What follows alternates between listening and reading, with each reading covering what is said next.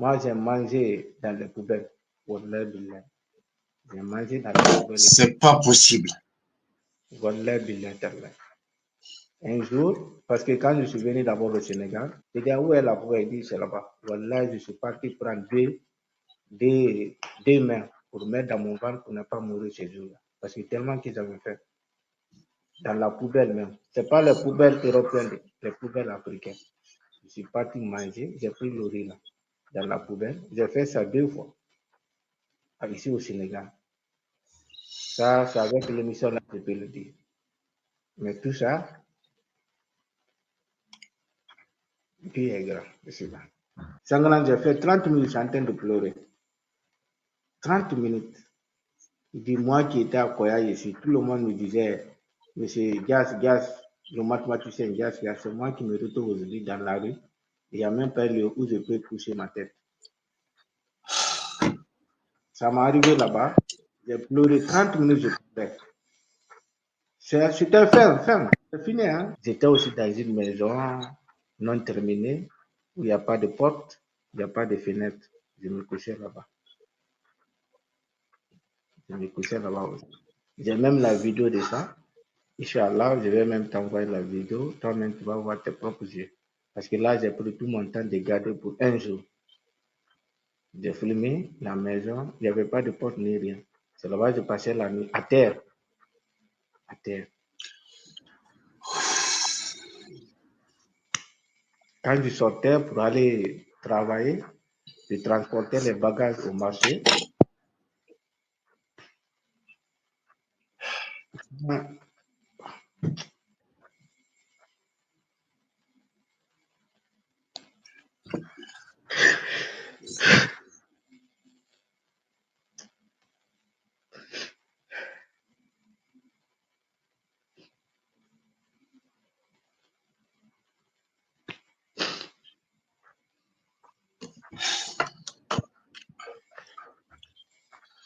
Je pense que vraiment, c'est émouvant. Je n'arrive pas à croire. Faudra-t-il continuer les études avec tout ce qui s'est passé? C'est pas possible. Voilà, quand je sortais pour aller transporter les bagages pour gagner ce que je vais manger, toute la journée à transporter les bagages. Voilà, la soirée, je rentre dans la maison là, où il n'y a pas courant, il n'y a rien. Seulement mon téléphone, j'allume, je regarde à côté s'il n'y a pas quelque chose de danger, je me couche jusqu'à le matin aussi, je me lève et continue aussi le chemin. C'est comme ça que j'ai fait durant 2 ans. Et comme ça, je vivais ici. À un moment donné, j'avais des regrets. Je dis, mais pourquoi j'ai perdu tout ce temps-là? Combien d'années? Et j'avais un ami, un camarade, je peux dire ça, et un ami aussi, qui s'appelle Hera. C'était le grand frère de Mamadou Sangara. Hera. Hera, on était ensemble à Kourou, en sixième. Et lui, il a redoublé la sixième 2 fois. Troisième fois, on l'a amené à Koya. Il a fait la mécanicien. Mais imagine-toi, il nous a laissés, nous on est rentré au collège, on dit qu'on est bien. Mais avant que moi je rentre à l'université, elle a construit une maison, elle s'est mariée, elle a eu un enfant, nous on est tous à l'université. Donc lui, il était sorti au moment où on était en sixième pour venir en ville pour faire la mécanique. Donc avant que nous finissions les études, lui, il a acheté un terrain, il avait sa femme, il avait même son propre véhicule. Donc, bon, à un moment donné, quand je m'assois, je dis, mais les études là, c'est le retard. Je dis, regardez, un camarade, un ami, on était ensemble, actuellement, il vit très bien, malgré qu'il n'a pas étudié. Bon, c'est des regrets là qui viennent chaque fois. Quand tu penses, les gens que tu as laissés, les gens qui n'ont pas pu continuer les études, et tu les vois aujourd'hui, ils vivent mieux plus que toi. Toi, tu as un diplôme, tu as quelque chose de bagage intellectuel dans ta tête, mais tu n'as rien. Parce que le diplôme là, ce n'est pas le diplôme qu'on envoie au marché pour acheter les choses. Non, ce n'est pas le diplôme là. Il faudra que tu gagnes un emploi ou tu gagnes un travail ou tu fais l'entrepreneuriat, voilà, tout ça. Donc, des fois, j'ai des regrets, des fois, mais la vie c'est comme ça. Tout le monde ne peut pas avoir la chance en même temps. Donc, on a beaucoup de regrets, on a beaucoup de regrets même. Et imagine-toi, voilà, ça, je peux souligner ça. Des fois même, je regrette pourquoi j'ai étudié. Là, Dieu va me pardonner, mais des fois, oui, je regrette. Bonsoir à tous et bienvenue encore une fois de plus dans cette émission Parle-moi de ton parcours scolaire et de tes expériences professionnelles pour inspirer d'autres jeunes, qui est une émission éducative et professionnelle. Donc, je vous encourage beaucoup, vous et vos enfants, de la suivre parce que certainement, ça va vous inspirer, ça va vous aider dans beaucoup de choses. Et comme vous l'avez constaté avec l'histoire de ce monsieur, je pense que tout le monde, hein, ça doit nous enseigner tous. Ça doit nous enseigner tous. Et la leçon que moi je suis attiré ici, c'est la confiance en soi et également la persévérance. La persévérance n'est jamais abandonner et avoir un objectif dans la vie. Parce que, et comme je l'ai dit tantôt, il faut être préparé quand vous êtes étudiant. Parce que pour ne pas faire face au chômage, pour ne pas vous perdre sur le marché d'emploi, la meilleure des choses, une fois que vous avez mis vos pieds à l'université, il faut vous préparer à la sortie de l'université. Comment cela se passe? Débrouillez-vous à épargner un peu d'argent ou bien à vous battre pour postuler pour des bourses d'études. En tout cas, faire quelque chose après les études pour ne pas compter sur les gens. Comme il l'a tantôt dit, il y a un cadre, un haut fonctionnaire qui n'a pas pu l'aider, qui a refusé de le dire, il faut le dire comme ça. Donc, lorsque vous comptez sur les gens et que vous êtes dessus, ça va être un problème. Et rien ne va les arriver parce qu'ils ne vous ont pas aidé. Donc, c'est votre vie. Donc, la meilleure manière de faire, c'est de préparer la sortie de l'université le premier jour que vous allez mettre pied à l'université. Je pense que ça va vous aider et même si pour commencer un petit business après les études pour ne pas vous retrouver perdu dans le chemin. Parce que c'est hépatique. C'est pathétique de voir quelqu'un qui a une expérience, un parcours, un palmarès hors pair que ce monsieur, de se retrouver dans une telle situation après des études. Je pense que ça nous reste à réfléchir. Ceci dit que vos moyennes fortes à l'université ne va pas vous aider après les études. Je pense que ça n'a rien à voir. Il faut avoir une préparation. Monsieur Diaby, une fois de plus, bienvenue dans cette dernière partie de notre émission qui est la quatrième partie.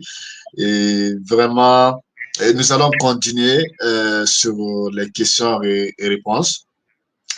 Et la première question de cette dernière partie de notre émission, c'est de savoir comment votre parcours scolaire, vos expériences, tout ce que vous venez d'expliquer ici, ont impacté, n'est-ce pas, votre personne, votre personnalité que nous voyons aujourd'hui. Comment les études ont réussi à vous construire votre personnalité sur le développement personnel. Comment il vous a façonné? Voilà. Les études m'ont formé. Bon, il y a beaucoup de choses qui sont tangibles à moi. Savoir-faire, savoir parler, tout ça, ça fait partie des études. Si ce n'était pas les études, non, ce n'était pas comme ça. Même ici, hors de mon pays, les gens me disent que tu es bien éduqué, tu n'as pas de problème, tu es comme ça, tu es comme ça.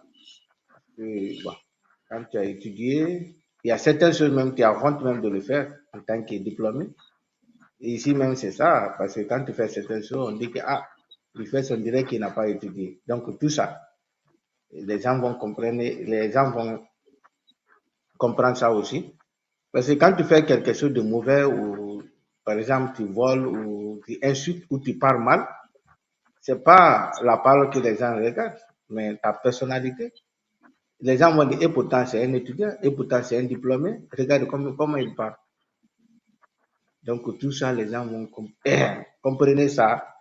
C'est que quand vous êtes diplômé ou vous êtes étudiant, il y a certains comportements qu'il faut éviter. Il faut te mettre dans le lot des hauts cadres. Parce qu'une fois que tu es à l'université, il faut te dire que tu es haut cadre maintenant. Il y a certaines choses aussi, il ne faut pas le faire. Toutes choses, quoi, il faut mesurer, même les mots. Normalement, il faut mesurer. Ça arrive des fois, ça peut arriver.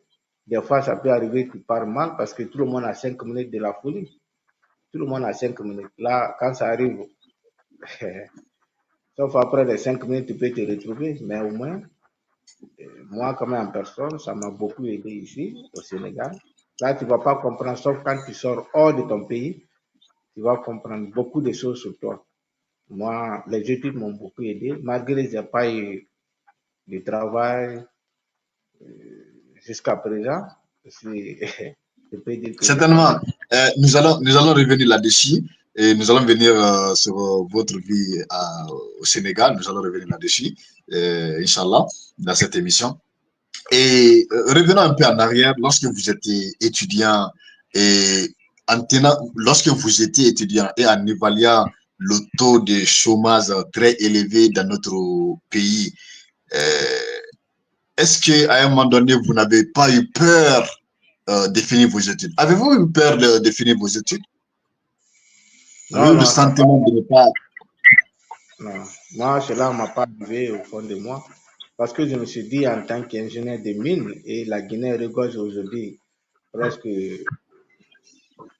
un tiers, hein, je peux dire, sur le plan mondial. La Guinée est deuxième exploitateur de la bauxite au monde.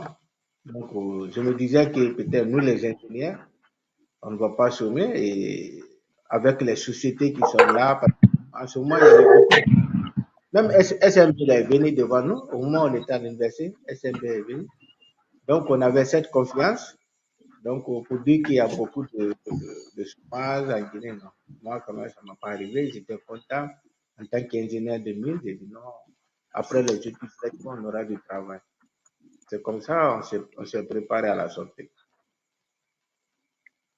D'accord. On va poser une dernière question sur votre parcours scolaire. Après, nous allons un peu parler de votre après-université. En regardant tout ce que vous avez expliqué ici dans cette émission, en regardant votre vie aujourd'hui, avec le recul, quelle leçon importante avez-vous apprise pendant votre parcours scolaire? En 2 minutes, en 1 ou 2 minutes. Quelle leçon vous avez appris? Euh, Vous savez, souvent, au mode où M. Gavi, je ne vais pas souvent me retrouver sur ces questions parce que ça me rappelle sur beaucoup de choses. Des fois, Allez-y, quand mettez-vous à l'aise. Je pense que ça va aider les gens, ça va beaucoup aider. Votre histoire, sincèrement, ça mérite d'être enseigné parce que c'est une histoire qui enseigne le courage, la persévérance, la bravoure. Donc, je pense que à un moment donné, il faut euh, franchir cette barrière qui vous dit de ne pas en parler. Je pense que ça pourra, il faut briser le silence, ça pourra beaucoup aider. Mettez voilà, en tout cas, je ne vous force pas à dire ce que vous ne voulez pas, mais je pense à un moment donné, votre expérience, votre vécu va quand même inspirer d'autres jeunes. Alors, si vous avez des leçons importantes à nous partager en 2 minutes, avec un grand plaisir, s'il vous plaît. non, moi, bon, il n'y a pas de souci pour ça. Non, je ne parle pas parce que je me sens un peu frustré. Non, seulement quand je pense à ce que j'ai suivi à l'université, des fois j'ai des larmes que j'ai, donc, des fois, bon. Mais il n'y a pas de souci, on va se forcer pour répondre. Parce que c'est une émission, voilà, c'est important pour que tout le monde puisse avoir aussi des leçons et par rapport à nous. Donc, bon, moi, des leçons que j'ai eues, surtout à l'université, ou bien de façon générale, du primaire, collège, lycée jusqu'à l'université, il faut avoir un objectif, c'est tout. Il faut avoir un objectif. Quand tu as un objectif, rien ne peut t'arrêter. Quand tu as un objectif, tu n'as même pas de négativité dans la tête. Quand tu as un objectif, on ne suit pas les échos, c'est-à-dire on dit ah tes parents ont ça ou bien voilà toi tu es comme ça, non. Fixe ton objectif. Même si tu vas à l'école, au fur et à un moment, M. Gabi, il faut demander même au mode Sangara, je venais même en culotte à l'université. Voilà, je viens en culotte à l'université. Ils sont témoins de ça. Des fois, je viens, le professeur te dit que mais Gabi, je dis mais ouais, je suis ingénieur, donc un ingénieur, c'est le terrain qui commande. Donc moi, si je veux un pilote, ce qui est important, c'est de mettre dans ma tête. C'est ma tête qui n'est pas en défaut, mais le reste là. Donc, mais tout ça, c'est bon. Je n'ai pas regardé, je n'ai pas écouté les critiques, je n'ai pas regardé ce que les gens disent derrière moi. Non, non, j'avais un objectif. Mon objectif, c'est d'avoir le diplôme dans les meilleures conditions et avec aussi mention. C'était ça mon objectif. Donc, malgré les difficultés rencontrées, mais non, c'était le diplôme, mon objectif. Donc, c'est un peu ça, mon mode salaire. On ne peut pas tout dire, mais en un mot, c'est l'objectif. Il faut fixer un objectif. Voilà. Quand tu as un D'accord. objectif, c'est fini. On va parler un peu d'après-université. Lorsque vous avez été diplômé en 0 000, vous étiez content avec votre diplôme, vous vous êtes dit, bon, je me suis bâti à cause de ça pendant des années, des longues années, s'il faut dire 15 années à 17 années. Maintenant, en fin de compte, j'ai mon diplôme. Dites-nous, qu'est-ce qui s'est passé lorsque vous êtes fraîchement sorti de l'université et que vous vous êtes retrouvé sur le marché d'emploi? Quels étaient les défis, les souffrances que vous avez endurées pendant cette période, s'il faut dire ainsi, de chômage?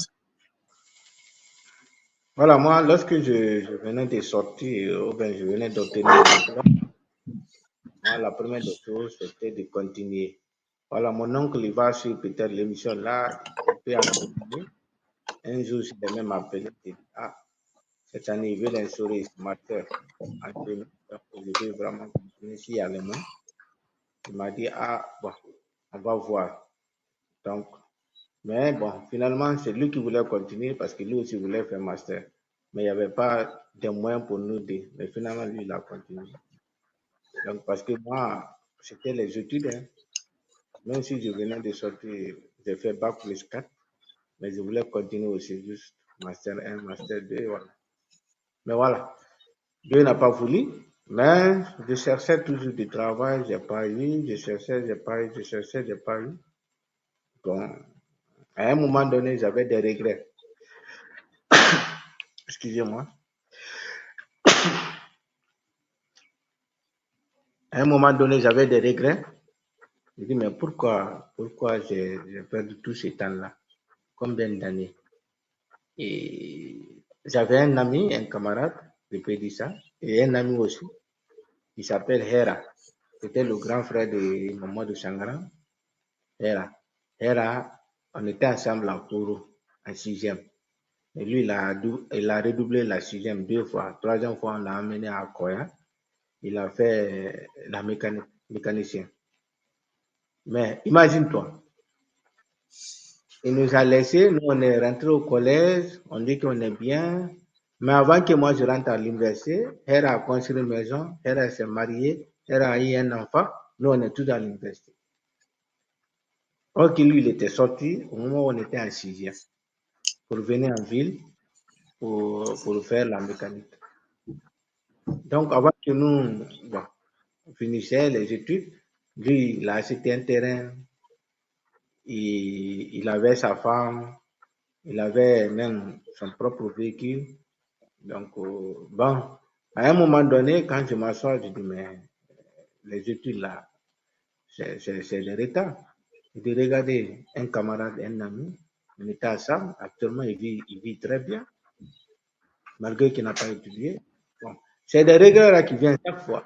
Quand tu penses, les gens que tu as laissés, les gens qui n'ont pas pu continuer les études, et tu les vois aujourd'hui, ils vivent mieux plus que toi. Toi, tu as un diplôme, tu as quelque chose de bagage intellectuel dans ta tête, mais tu n'as rien. Parce que le diplôme là, ce n'est pas le diplôme qu'on envoie au marché pour acheter les choses. Non, ce n'est pas le diplôme là. Il faudra que tu gagnes un emploi ou tu gagnes un travail ou tu fais l'entrepreneuriat, voilà, tout ça. Donc, des fois, j'ai des regrets, des fois,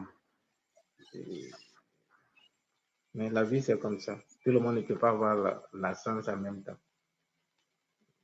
Donc, on a beaucoup de regrets, on a beaucoup de regrets même. Et imagine-toi, voilà, ça, je peux souligner ça.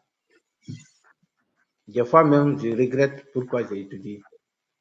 Dieu va me pardonner, mais des fois, oui, je regrette.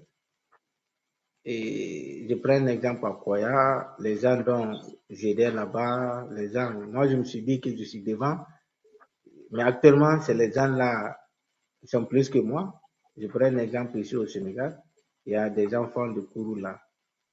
Ils étaient nombreux en Guinée là-bas, en disant pendant les vacances, on donnait les cours de vacances des fois gratuitement. Aujourd'hui, ils sont là, préparer leur master 2, qui ne m'appellent même pas, qui ne se soucient même pas de moi, qui ne cherchent même pas comment je vis, où je suis. Non, ils sont là.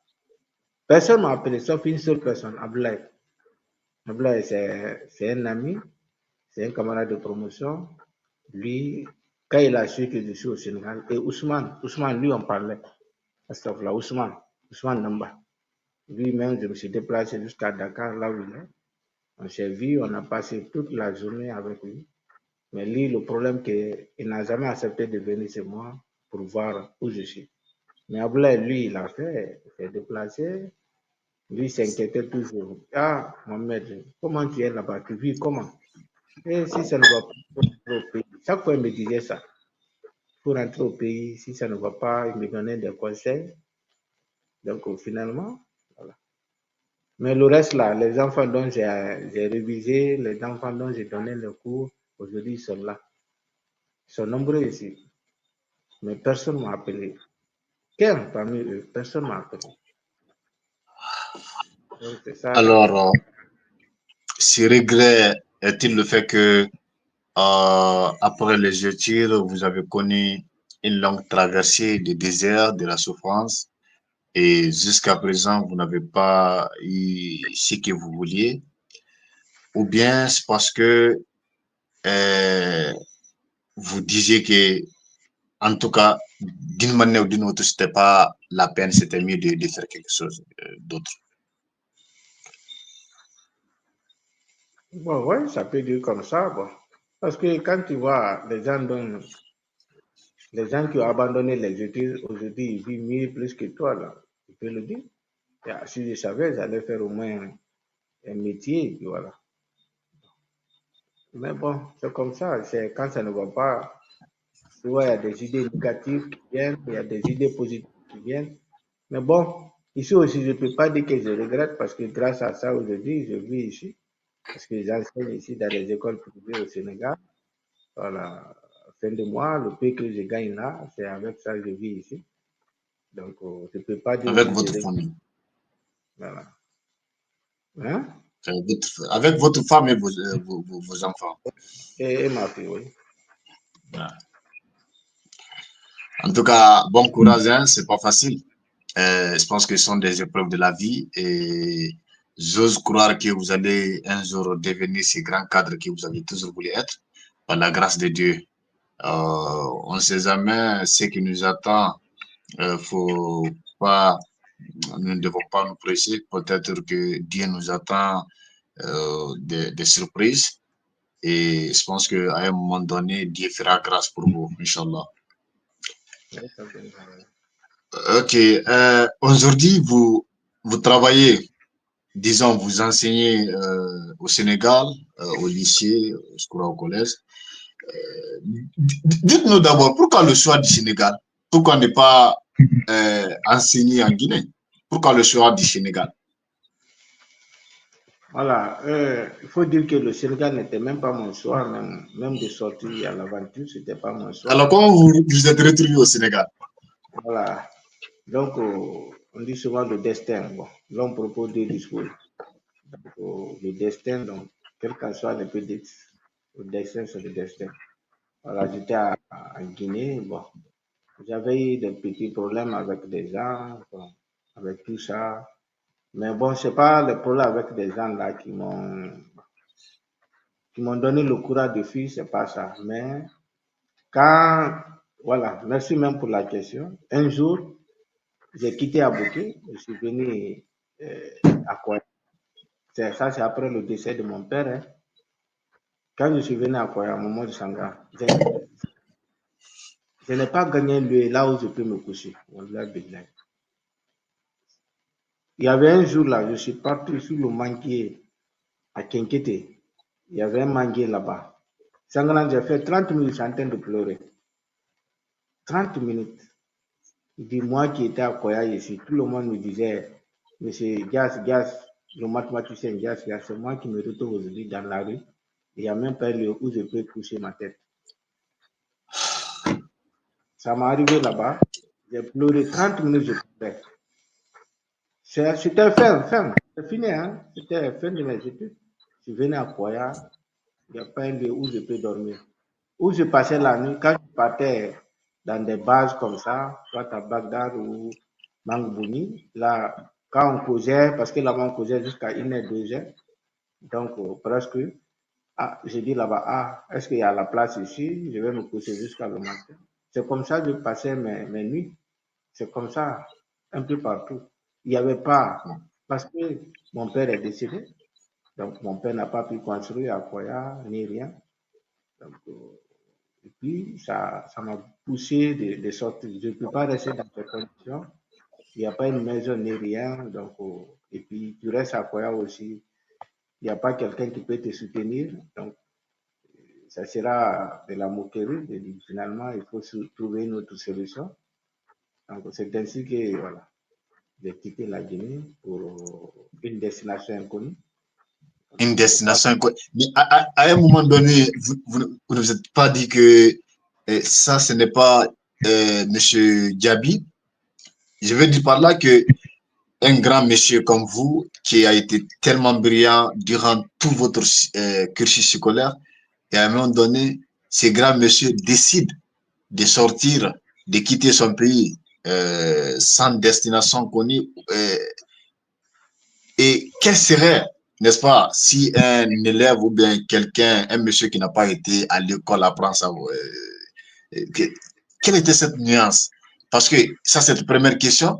La deuxième question est de savoir, vous avez quitté la Guinée, vous avez quitté Koya parce que vous n'avez pas de maison, vous n'avez pas où dormir. Mais lorsque vous avez quitté aussi, l'endroit où vous allez, vous ne connaissez personne là-bas. C'était une destination inconnue. Vous n'avez pas encore, vous n'avez nulle part où dormir là-bas encore.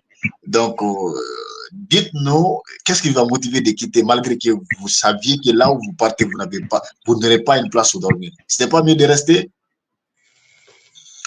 Voilà. Je me suis dit que quand je quitte, si les parents savent déjà que j'ai quitté, peut-être ils vont m'appeler, voilà. Ou bien je peux avoir au moins des dettes. Les gens vont me dire que j'ai laissé une trace à Koya. Moi aussi, j'ai aidé les gens, je faisais les cours gratuits. Et puis peut-être les gens vont me dire, voilà, viens, on va essayer de voir ce qu'il faut. Et voilà, mais j'ai eu ça et je profite de l'occasion de saluer Bella Sissé et Mohamed Kat Jamou. C'est les gens qui sont toujours derrière moi actuellement, qui m'encourageaient, qui me parlaient, qui me donnent toujours l'énergie. Même si je suis ici, mais de ne pas suivre les gens qui sont dans les mauvais, comment dirais dans les mauvaises choses et de continuer toujours avec mon courage et de faire tout possible de rentrer au pays chaque fois. Donc, je profite dans l'émission de les saluer, de les montrer que vraiment je suis reconnaissant malgré leur effort. Voilà. Et je sais ça, Sangara, M. Gabi, je sais quand je quitte en Guinée, précisément à Koya, à une destination inconnue. Mais là, ça ne sera pas la même chose. Pourquoi? Là, au Sénégal, ici, personne ne me connaît. Même si je passe l'année au dehors, personne ne me connaît.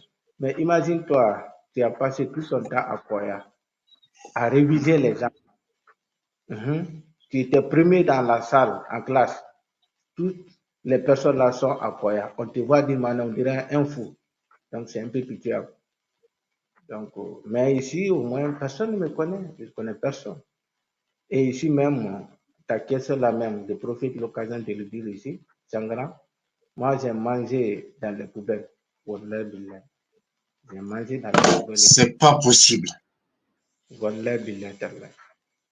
Un jour, parce que quand je suis venu d'abord au Sénégal, à une formation, je me rappelle, quand j'ai quitté à la formation, là où j'étais logé, c'est eux qui me donnaient à manger. Mais je suis rentré tardivement. Quand je suis rentré tardivement, j'ai demandé le riz, il m'a dit non, le manger est fini. Donc il y avait aussi un voisin qui était à côté de nous, mais lui c'est un patron. Quand je suis venu, ils ont dit non, le riz est fini. Bon, il y avait le reste, mais les enfants étaient à la poubelle. J'ai dit, où est la poubelle? Il dit, c'est là-bas. Voilà, je suis parti prendre deux mains pour mettre dans mon ventre pour ne pas mourir ces jours-là. Parce que tellement qu'ils avaient fait. Dans la poubelle même. Ce n'est pas les poubelles européennes, les poubelles africaines. Je suis parti manger, j'ai pris le riz là, dans la poubelle. J'ai fait ça 2 fois, ici au Sénégal. Ça, c'est avec l'émission là, je peux le dire. Mais tout ça, Dieu est grand, je suis là.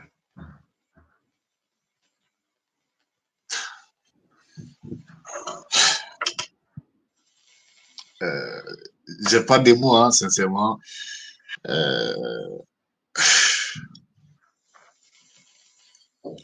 En tout cas, c'est extrêmement incroyable, hein, c'est incroyable. Dans la mesure où, lorsque j'étais enfant, c'était vous qui les en prenez pour modèle. C'était vous. Nous voulions tous ressembler quand on était enfant. Et à attendre des choses comme ça, je pense que c'est vraiment énervant, c'est bouleversant et c'est incroyable en même temps. Et je pense qu'à travers cette émission, j'ose croire que les portes vont s'ouvrir, nous l'espérons bien, et que vraiment tous ces bagages intellectuels que vous avez, vous pourrez les mettre à la disposition de notre nation dans un futur très proche. Alors, comment ça se passe aujourd'hui pour vous là-bas au Sénégal, avec les études, avec l'enseignement dans les écoles privées, et comment ça se passe? Voilà, ici aujourd'hui, Alhamdulillah, c'est toujours la formation.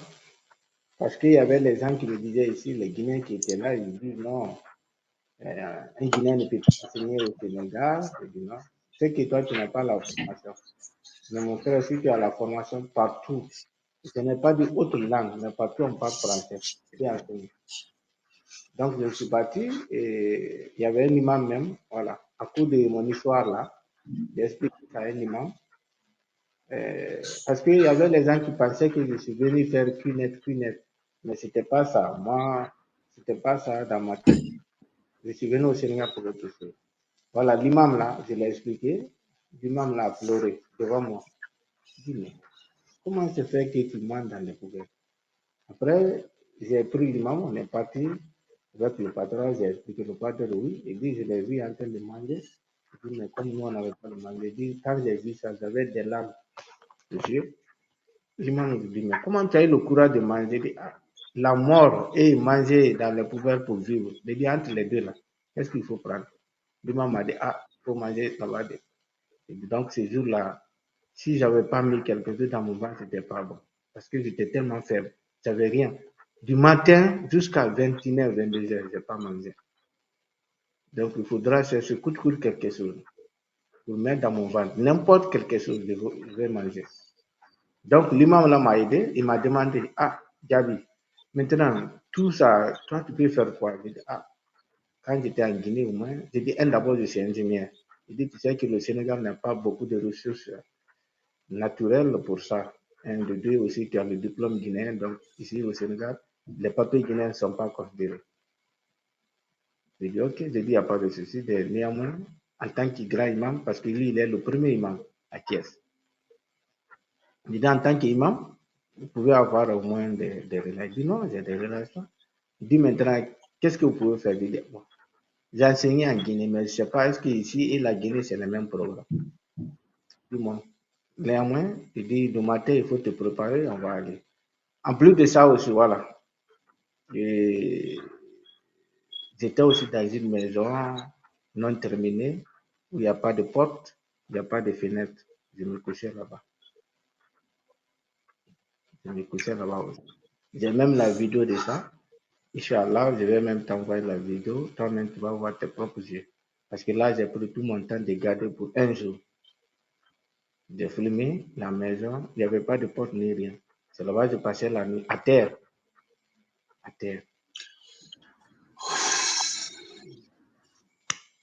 Quand je sortais pour aller travailler, je transportais les bagages au marché.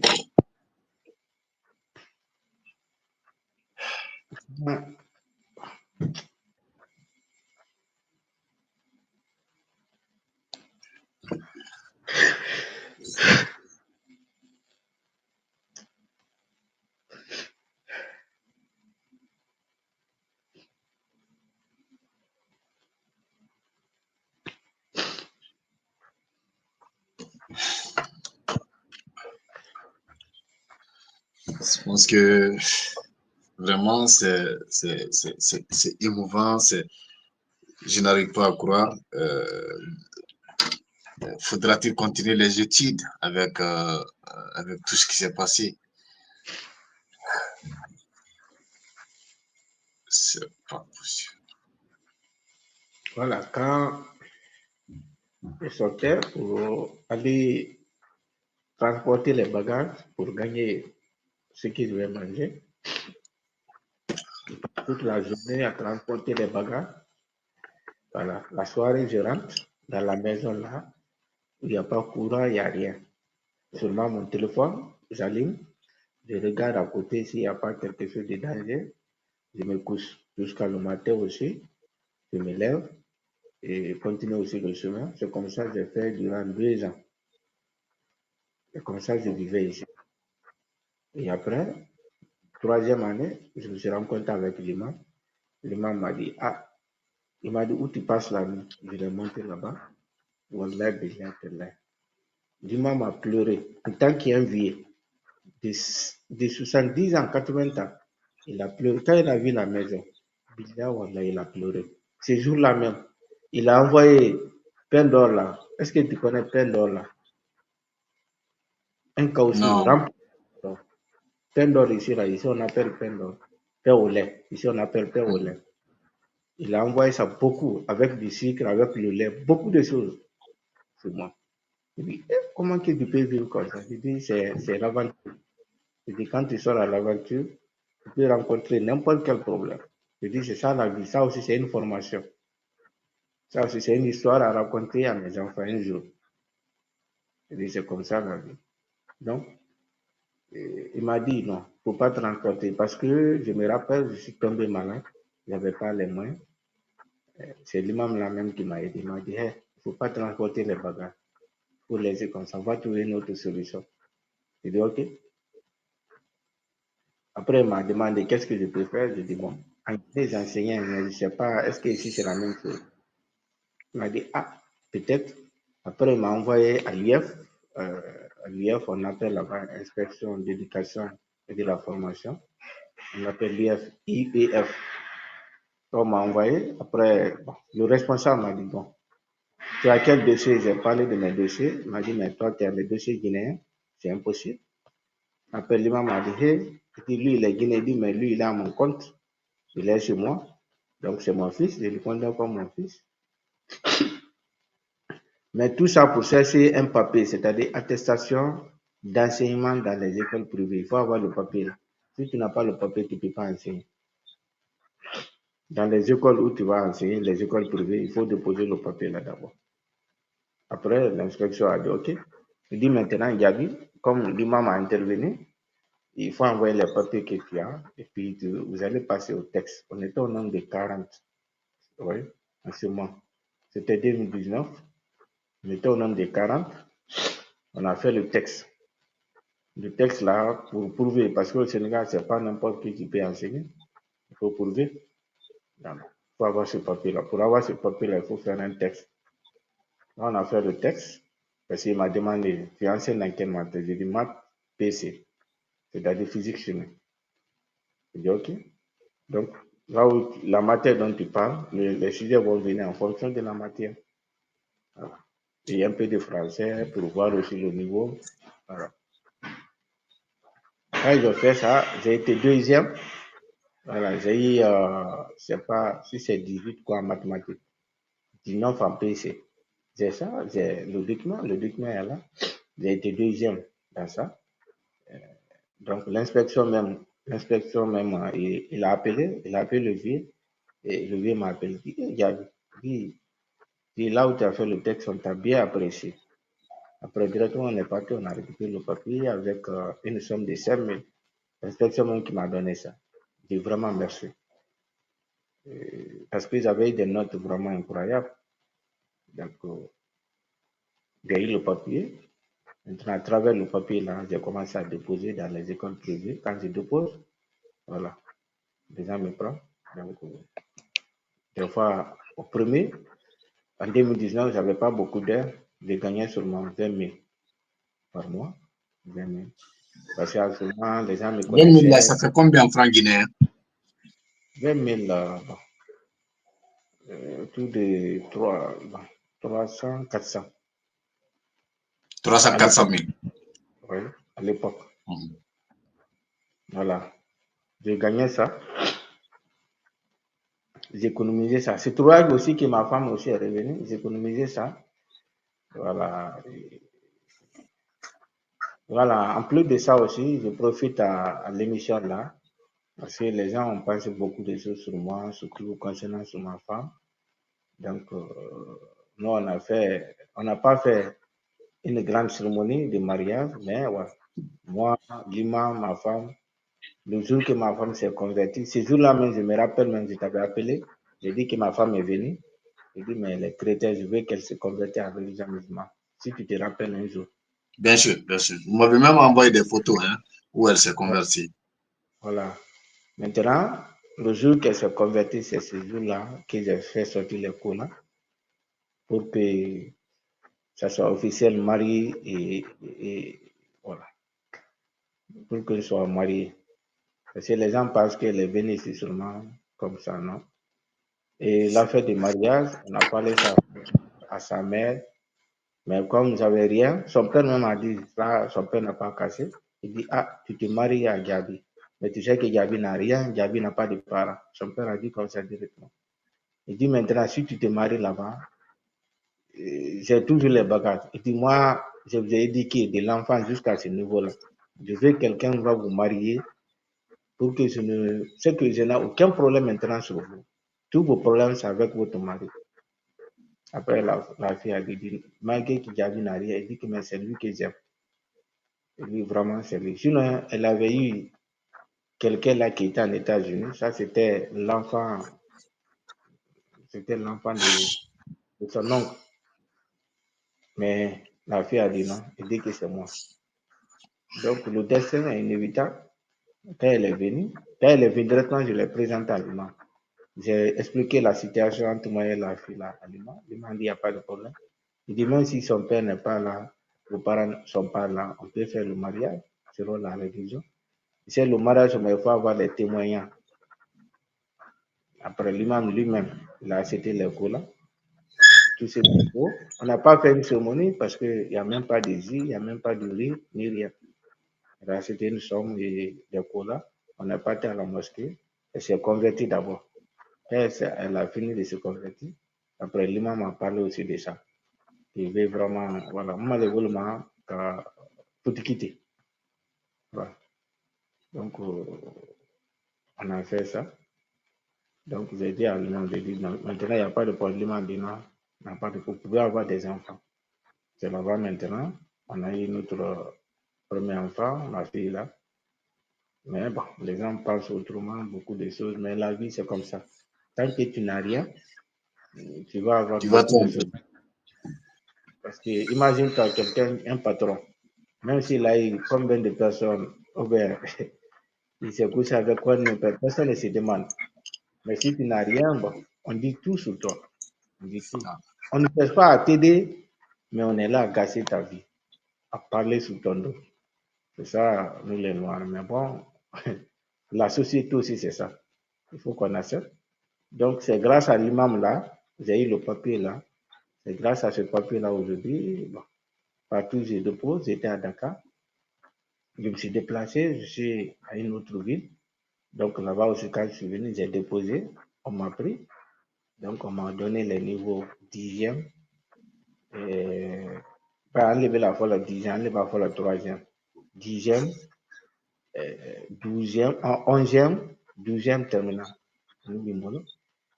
Donc, c'est pas beaucoup parce qu'ici aussi on ne paye pas. Ici, une heure on paye à 1000 francs.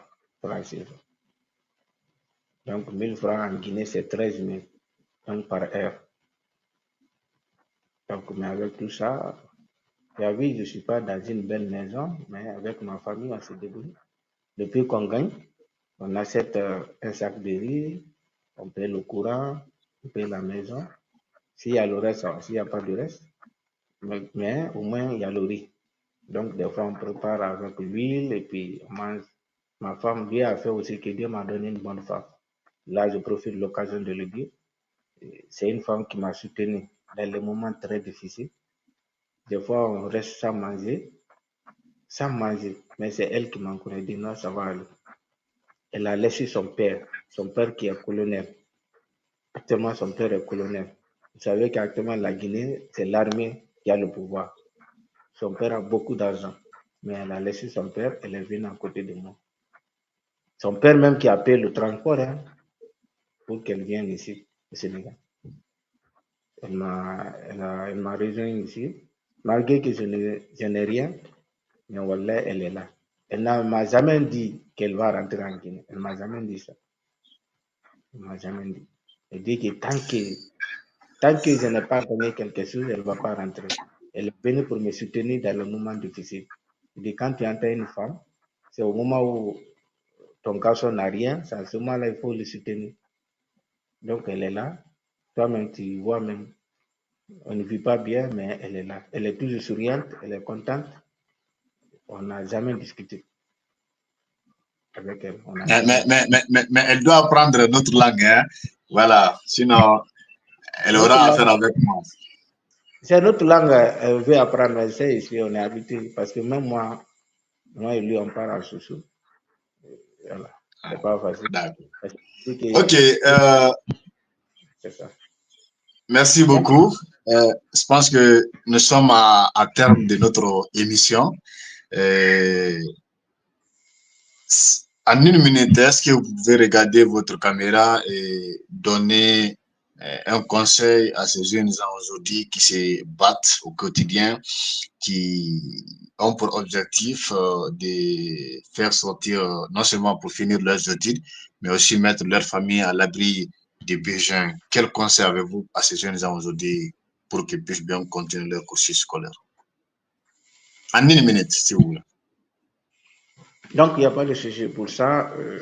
J'appelle à toute la jeunesse, surtout la génération montante, à avoir toujours le courage, la persévérance, d'étudier, surtout de chercher la formation, de se former.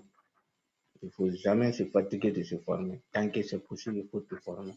Sur la formation qui peut vraiment te sauver, sur la formation qui peut vraiment te faire sortir dans la pauvreté. Et je suis un exemple ici devant vous aujourd'hui. Malgré qu'on dit que les Guinéens ne peuvent pas enseigner au Sénégal, mais je suis là, j'enseigne ici. Ils enseignent le même programme ici. Ce n'est même pas le même programme de la Guinée, mais bon. J'ai vu seulement un mois, j'ai fait l'apprentissage un mois, mais aujourd'hui je suis là. Donc pour vous dire que dans la vie, il faut te former. Quand tu te formes, c'est pour toi-même. Donc, c'est un peu ça. D'accord. En tout cas, merci beaucoup. Je le rappelle, nous avons aujourd'hui comme invité du parcours M. Mohamed Sirebo Diaby, mais moi je l'aime l'appeler Jazz parce que c'est ce nom qui a marqué mon enfance, c'est ce nom qui a marqué l'enfance de beaucoup de personnes. Et merci en tout cas d'avoir accepté notre invitation pour non seulement expliquer votre parcours scolaire, mais aussi de raconter certaines histoires. Moi-même, à un moment donné, j'étais sous le choc. Je pense que c'était émouvant. Et vraiment, votre histoire mérite d'être enseignée dans les écoles parce que je suis vraiment dépassé. Et merci une fois de plus d'avoir accepté notre invitation. Et j'espère bien, à travers, après cette émission, ça va tomber dans les bonnes oreilles et Inch'Allah, les portes vont s'ouvrir. Les portes vont s'ouvrir, nous l'attendons bien. Et bon courage surtout avec vous. Je remercie de passage votre femme et également tous ceux qui ont eu à vous soutenir dans vos moments très difficiles.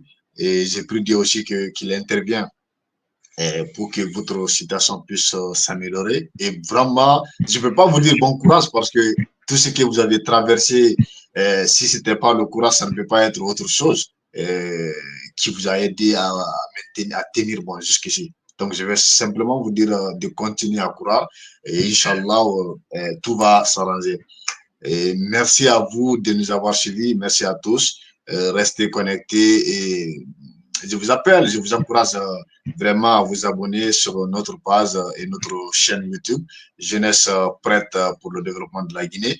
Ici, nous allons changer de la tendance parce que, comme vous pouvez le constater, aujourd'hui, nos réseaux sociaux sont inondés par des futilités et vraiment, ça intoxique l'esprit des enfants. Les enfants, comme nous le savons tous, les enfants passent beaucoup de temps avec leur téléphone qu'ils ne passent avec les parents. Donc, cela veut dire que ils prennent beaucoup d'éducation. Ils sont plus éduqués par le téléphone que vous autres, les parents. Alors, si toutefois, si toutefois, Sangra, oui, voilà, ce passage-là, donne-moi 30 secondes. d'accord. 30 secondes sur le téléphone. Moi, je commence à utiliser le téléphone sauf en 9e. Sauf en 9e. Et moi, au moment où j'enseignais ici à Boké, on avait pris une fille hein, qui a l'âge de 10 ans. Une fillette, hein, je ne peux même pas dire une fille, une fillette à l'âge de 12 ans comme ça, qui était avec son propre téléphone Android où il y avait des choses bizarres qu'elle regardait. C'est moi-même qui étais en classe. Et c'est le directeur de passage parce que l'école n'avait pas de fenêtre. Le directeur de passage, après, il était arrêté à la fenêtre en train de regarder mon cours. À un certain moment, il a jeté un coup d'œil derrière. Il a vu la fille courbée comme ça en train de regarder quelque chose. Après, il a dit à la fille, tu as comme ça, envoie le téléphone. La fille a donné le téléphone. Qu'est-ce qui était là-dedans? C'était des choses bizarres. Comme vous le connaissez déjà, quand on dit bizarre, c'était les pornos que la fille de 12 ans, qu'elle regardait. Donc, l'affaire des téléphones a gâté la jeunesse africaine. L'affaire des téléphones. Et même ici, quand tu poses une question sur moi, ils prennent leur téléphone pour chercher la réponse. Je dis, hey, tout ne se trouve pas dans les téléphones. Nous, à notre temps, il n'y avait même pas de téléphone. On avait des livres. Tout ce qu'on veut chercher, c'était des livres. Mais vous, actuellement, personne ne veut lire. Tout ce que, même en classe, moi, ici, quand tu poses des questions, quand tu donnes un exercice, ils se connaissent directement pour chercher la réponse ou le traité du devoir. Donc, voilà, moi, je peux dire ici, par là, vraiment, les Blancs nous ont intoxiqués par les téléphones, par le développement, par la technologie. Ça, ce n'est pas pour l'Afrique. L'Afrique n'est pas arrivée à ce stade. Mais ils font tout ça pour nous mettre en retard. Imaginez-vous, moi, sinon j'étais grand, je suis rentré à l'âge de 15 ans à l'école primaire. Imaginez-vous, d'ici 9 ans, 9e, c'est à quel âge? Mais malgré tout ça, j'ai commencé à utiliser le téléphone, mon premier téléphone en 9e. Quand mon premier téléphone était aussi perdu, c'était en 10e, j'ai commencé à utiliser le téléphone sauf à l'université. Là, c'est un mode où Momo d'Italie même qui m'a envoyé une tablette. C'est là-bas que j'ai commencé à utiliser le téléphone, à l'université première année. Mon téléphone est bête, D'accord. mais ça a Merci. fait. Donc, merci beaucoup pour ce passage. Merci pour ce témoignage. Et Merci. comme je le disais, nos enfants passent beaucoup de téléphones aujourd'hui et passent beaucoup de temps avec les téléphones qu'avec les parents. Donc, c'est pourquoi nous devons contrôler le contenu qu'ils regardent, comme monsieur vient de donner un exemple. Donc, il faut vraiment surveiller. Mais nous ne pouvons pas tout le temps être avec nos enfants pour savoir ce qu'ils sont en train de faire sur les réseaux sociaux. Alors, il faut recommander à vos enfants les contenus qui sont vraiment éducatifs, qui sont professionnels, dont fait partir cette émission qu'ils encouragent beaucoup. Et merci une fois de plus et à très bientôt pour un autre numéro. Prenez soin de vous.